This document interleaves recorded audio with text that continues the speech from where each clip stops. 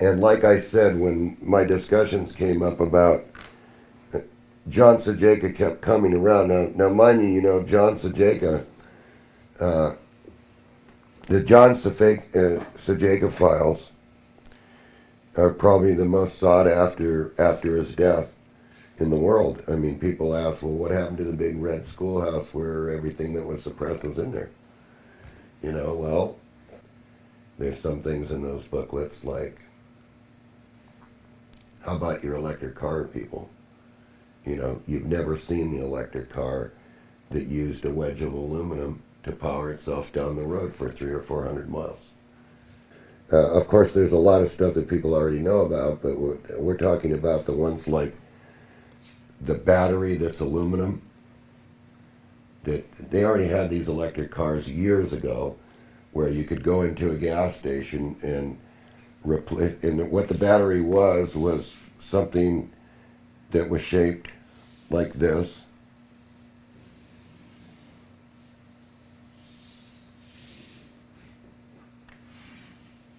Sort of like this.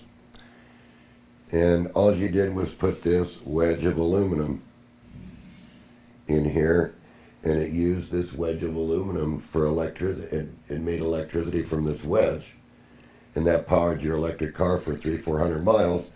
And when you went into the next service station, they had it all set up. And when you went into the next service station, there was nothing really left here. And they just inserted another wedge and you took off. You paid for that wedge and away you went. And this is when, in the 1950s? Oh, I have no idea because yeah. I remember going through the files and it said something. There was a note on the side of it that said suppress it or whatever. So it was suppressed. And then there were things like detecting cancer with a vacuum tube voltmeter, which worked very well. And there were things like ESP machines. And the whole book is there. And there's little side notes on certain things that said, like take this one as an example. A horseshoe magnet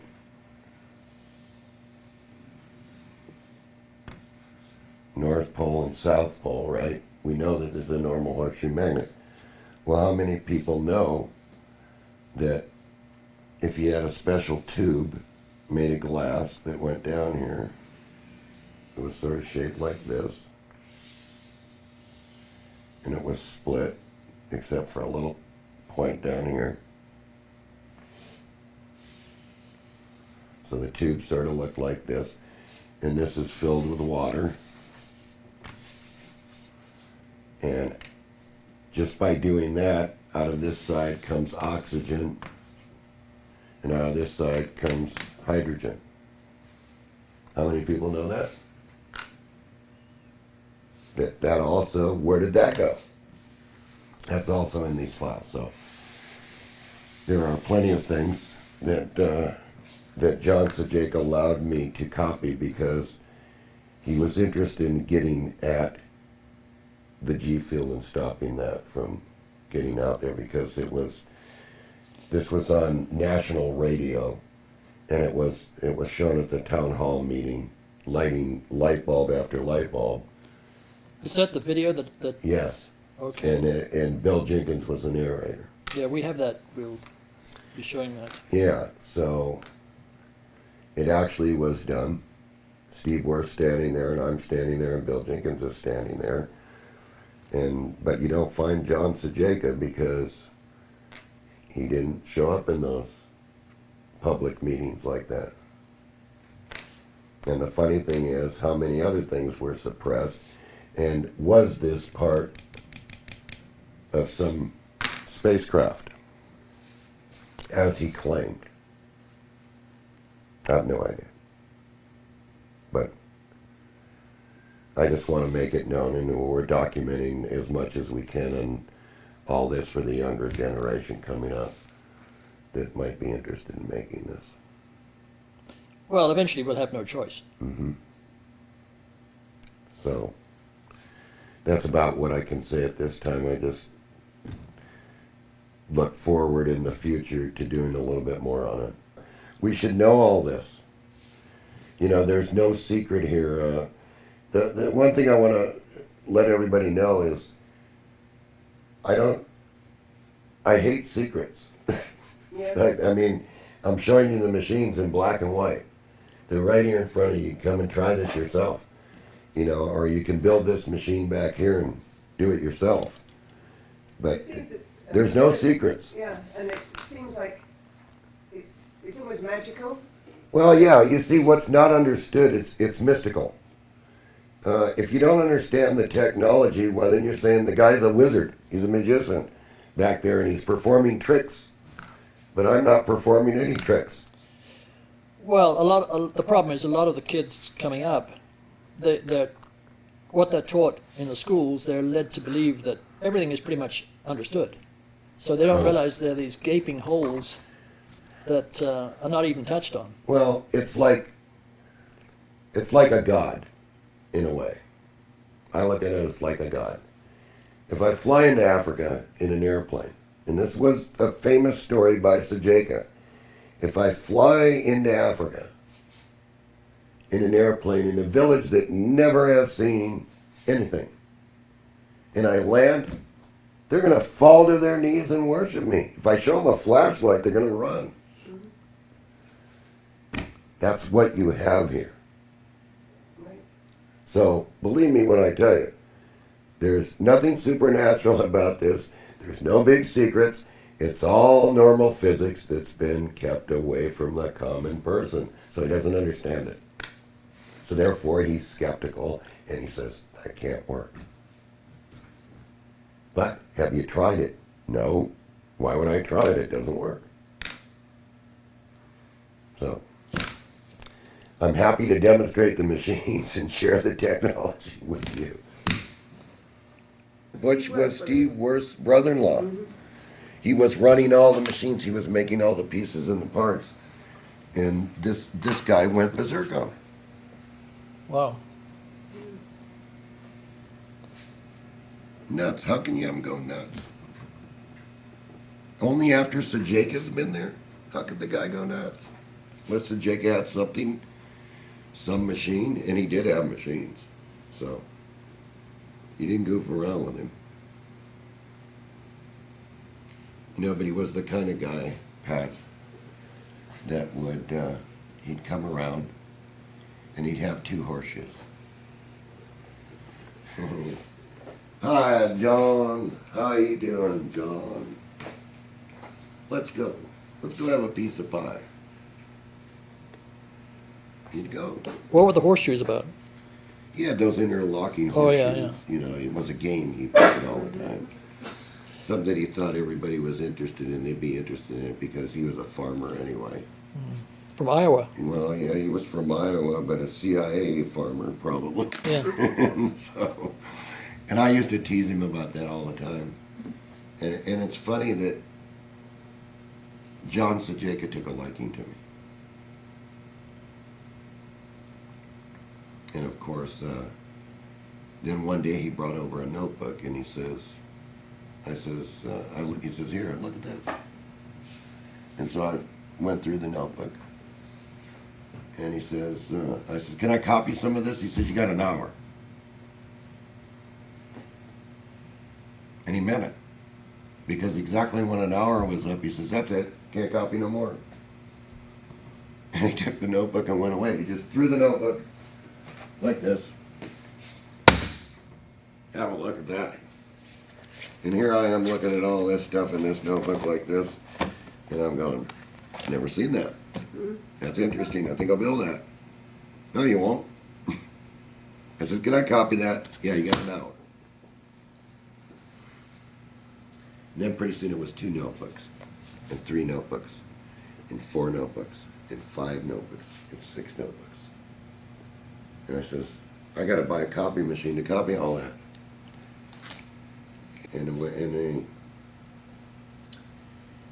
He said, well, then get one of those IBM. Just call up IBM and get one of those IBM machines.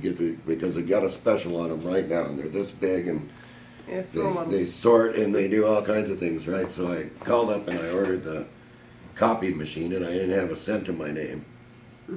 They brought it out on trial, right? And they gave me 2 weeks to try it out, right? And that's probably why this guy said it, right? And so he brought over all the notebooks, and he says,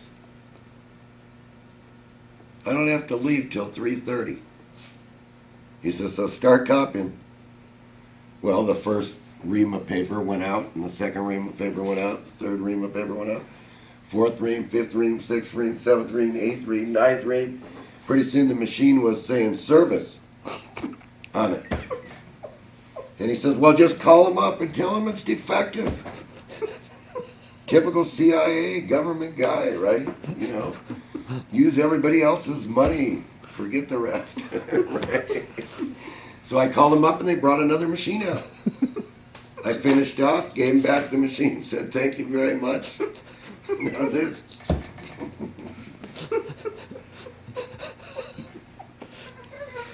And that was what he did. You know, when he said he filled his gas tank full of water and just dropped some catalyst in it, he wasn't kidding. He had the bottle in his pocket. It's right there with the bottle in his pocket. He goes, watch this.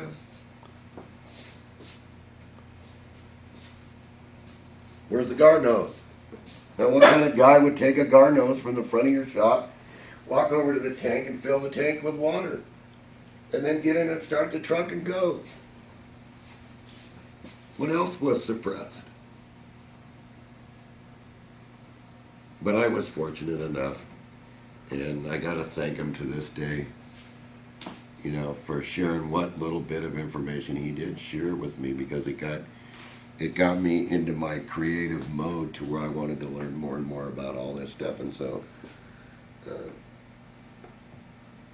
Tom Bearden's been a blessing as far as this, because Tom Bearden's right and the people haven't figured out he's not right yet. And I have pity for all of them in the end, because you're going to want to know what this is. You're going to want to know how to generate your energy, because this stuff has been suppressed for years. And so I would suggest that anybody that's viewing this, that you better pay attention to what Tom Bearden's saying, because the man is right. This proves it. All this technology proves it, that what Tom Bearden's talking about does exist, because that battery is still cold.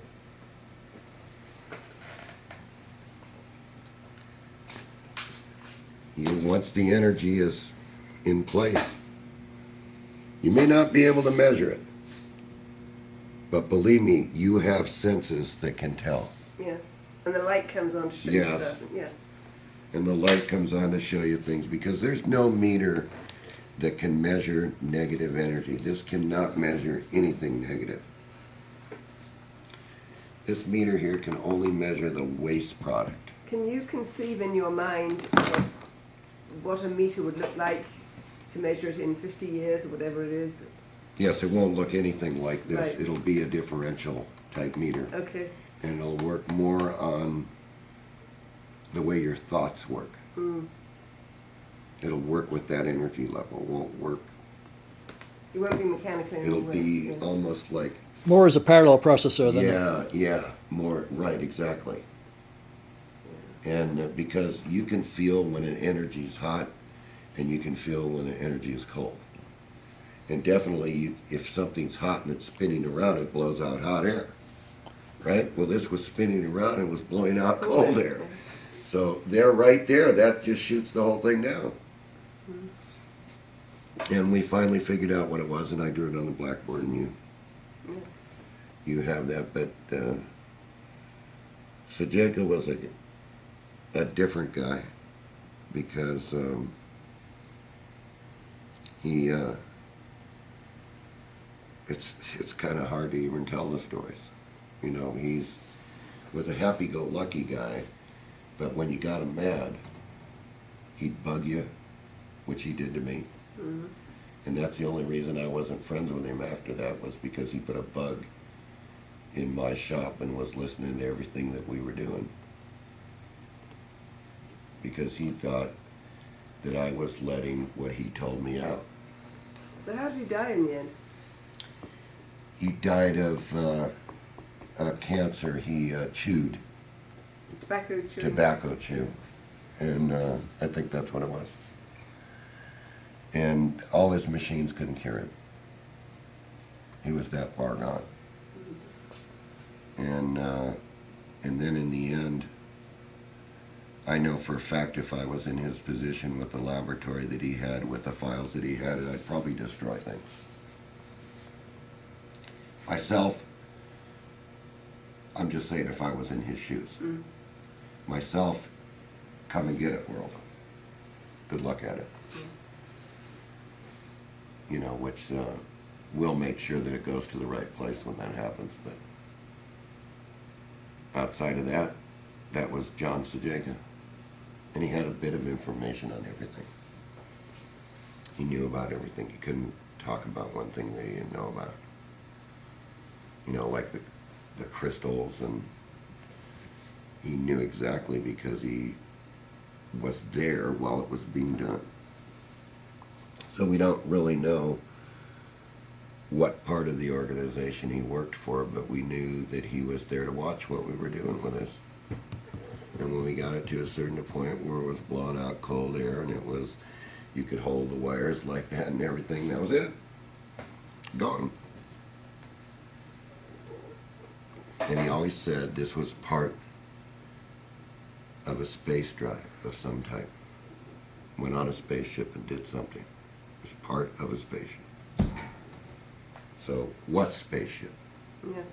Where? Whose? Great. Well, we certainly appreciate it, John, and we look forward to future episodes in this series. Excellent. Excellent. I hate the way you said that. What? That last thing, it sounded really pandering. Well, He can take that Yeah, out. I know. we'll have some Dub it in. we'll have some nice English lady dubbing. Dub it in. Dub it in. No, it sounds fake the way you say it. That's Well, the whole thing's Well, fake. Go ahead and say it then. Are we scamming everybody here? Yeah. John, that was great. I think you did wonderfully on that. It was a good presentation. Well, I mean, how else could I do it? I mean, it's It does sound better. I like the way you pointed out that it would be a god to somebody who had no right, experience. exactly. of something. If you don't experience it, hey, Pat, if we walk outside tonight in this big bright light and this guy in a robe is up there, we're gonna go, whoa. The first thing I'll say is hologram. Yeah, right, exactly what I'd say, but are you down?